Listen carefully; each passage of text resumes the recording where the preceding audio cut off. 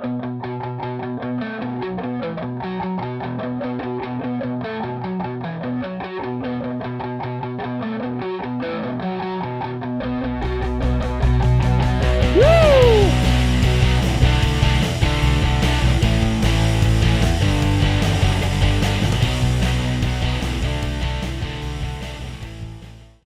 is going on, guys? Johnny on the track back with another video.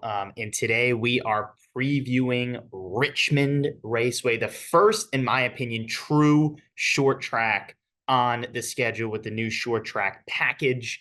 Um, yeah, well, look, Bristol, right, is a true short track, but that had the intermediate package. This is the first true short track with the new short track package. We had Phoenix that uses the short track package, but that's a mile. Definitely doesn't feel like a short track. Richmond is going to really tell, I think, a good story of who really is elite with this new short track package. In with the new bodies, quite frankly, I think this is going to tell a lot that we can use moving forward. Here's a little side note that I will say, however, about Richmond. It's been an interesting track in the next gen era.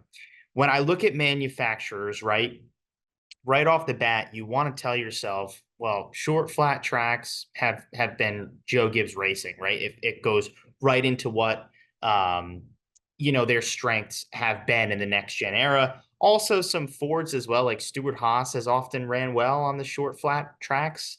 But like we keep that in mind.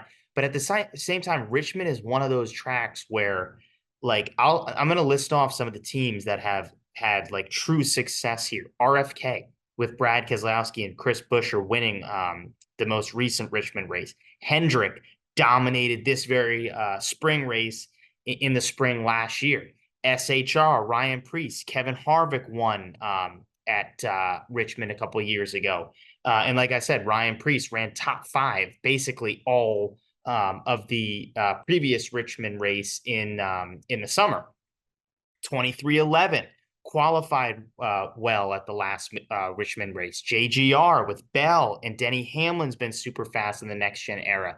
Penske, Joey Logano loves racing at Richmond, and even Blaney has been pretty good. So it's been interesting.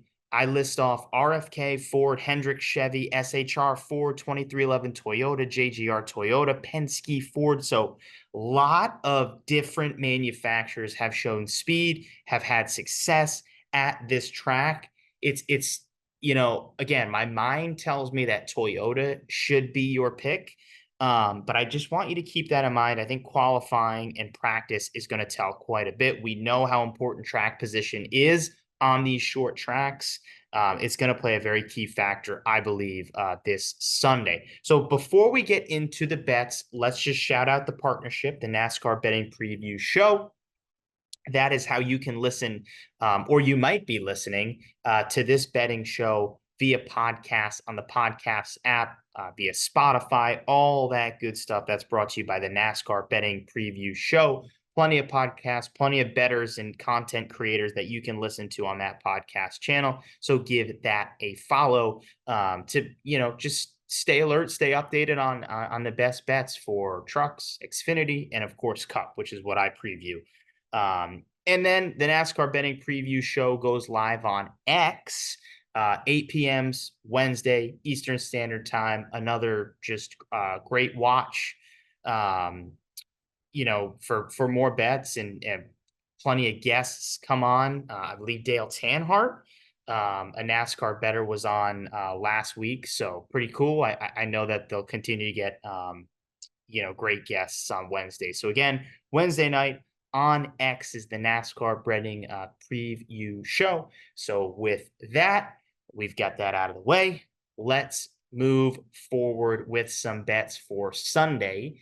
So I gave the little preview on manufacturers. I'm going to go with some kind of underdogs and maybe some guys that you might want to look some prop bets on to start. So first, I think is a name I mentioned. It's Ryan Preece. I think he's going to be chalk for a lot of people this week. I like his top 10 number right now on DraftKings plus 350. I feel like, this should be a pretty decent sized bet for you. It's going to be one for me. He had top 5 speed at the previous Richmond race, and like he honestly, there was a final restart. I think he restarted like second row, maybe third. He had a legitimate chance to win this race. He had that car was really good from practice to qualifying all the way through the majority of the race. He had an average running position right around sixth.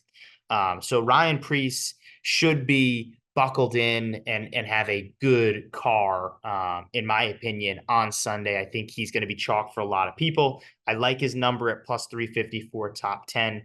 We know he's a short track guy. And I feel like this could be really that breakout run we see for Priest that maybe sparks something, that he can continue to build on for the rest of the season. But I like Ryan Priest top 10 plus 350, maybe even top four, because I believe in that Richmond race where he finished, I believe he finished fifth.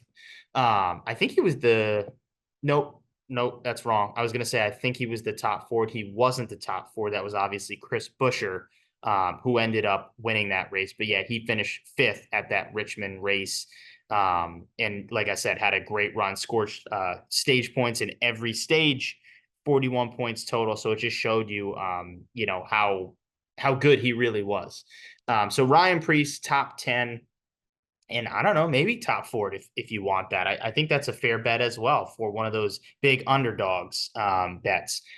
John Hunter Nemechek is another guy that I'm targeting. We saw that Legacy brought some pretty darn good speed to Phoenix, which has a similar package. I know I talked about it being a different track, and it is. But I like Toyota. I think Toyota, once again, like I said, is going to be fast here. If I had to make a prop prediction right now, I would say that Toyota is probably what I would lean on betting in terms of a manufacturer winning. But I like the cars they brought to Phoenix. And I just feel like of this team, I think this team is going to be pretty good on tracks like this as we move forward throughout the season. And Jones has struggled at Richmond and Cup. Like Eric Jones has not, it's one of his worst tracks on the series has been Richmond. John Hunter Nemechek in Xfinity has actually been quite good. A couple second places at Richmond. So I just feel like there's a lot of value with a guy like John Hunter who has shown some flashes this season of I think right now he's in the playoffs in terms of points.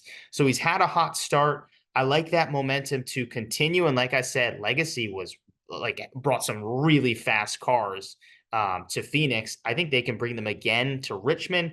And I like John Hunter Nemechek to outperform his teammate Eric Jones, and maybe that's a top 10 bet you look at this weekend. So John Hunter Nemechek, I think, is a guy you want to look at as well as Priest. I'm also going to look at 2311 for both a winning team, and then I like Bubba.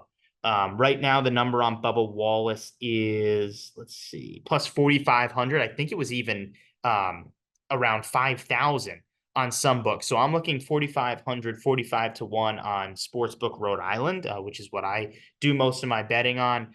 But 2311 ran well, qualified well. Tyler Reddick was on the pole, and I believe Bubba started second in the previous Richmond race in the summer that was ran. And let's see, I have it right here. So Bubba qualified fifth. Tyler Reddick qualified first. End of stage one, it was Reddick and Bubba who finished 1-2. Bubba again finished fourth. Reddick third in the second stage. And, the restart, it was an overtime restart that kind of, mixed things up. Bubba ended up finishing 12th, didn't get a top 10, but 41 points, again, just shows you, how good he really ran throughout the course of that race. So I think the number on Bubba right now is pretty darn good. And I have a preseason prop of Bubba winning over a half race. And I think he's absolutely going to win a race this season. I think this is the first true test of, okay, this is a track right now that I think he has a good shot to win. We'll see what he can do. I look at Kansas coming up and maybe even Charlotte of some other tracks that Bubba is going to have a chance. But I think Richmond is a great first step if you want to look at Bubba for a long shot. And I like 2311 for the winning team as well. Just an odds on Reddick right now plus 1,400. So I think there's value there as well this Sunday. Another guy that I'm targeting that I just feel like, gosh, I mean, it just feels like it should be time for this guy to get back in victory lane. I haven't mentioned him much recently. I mentioned him for the Daytona 500. Um, and I think Atlanta as well. But the last couple of races, I haven't brought this name up. And it's Brad Keselowski. Do I love the number at plus 1,200? No. But Brad has shown, and Busher has shown, and RFK have shown that they are going to run up front at a lot of these tracks. And so that number, quite frankly, is what you're going to get for Brad Keselowski at a lot of these tracks now as we continue to move deeper into the season. At a road course, you might find Brad Keselowski like 70-1. You're not going to find that at a lot of these short tracks, these flat tracks. Chris Buescher won the most recent Cup race here at Richmond, had a great car. Brad Keselowski won stage 2. We know how good Brad has been at short tracks in the next gen era. Even when that team was struggling like early on, they still were good at short tracks. A short flat track like New Hampshire, Brad has shown speed at throughout the next gen era. So Brad Keselowski is just one of those guys that feels due. And look, it very well might not be this Sunday, but it is coming. I promise it is coming soon for Brad Keselowski to get into victory lane. I think he has a great shot to win this weekend and get in victory lane. And look, I don't know the number because they haven't dropped on my book yet, but RFK winning team that covers you, Brad and Chris. Chris, good at Bristol, coming off a great run last week at Coda. And of course, we know how good he's been at Richmond 2 years in a row. Chris Buescher was lights out at Richmond, had a really fast car, and of course, got the result he was looking for our previous time out for the Cookout 400 at Richmond. So those are some names that I'm targeting right now, and some teams that I'm targeting right now. I think a lot is going to be, a lot of the story rather is going to be told after practice and after qualifying. That's where I think I'll really bring my card to life.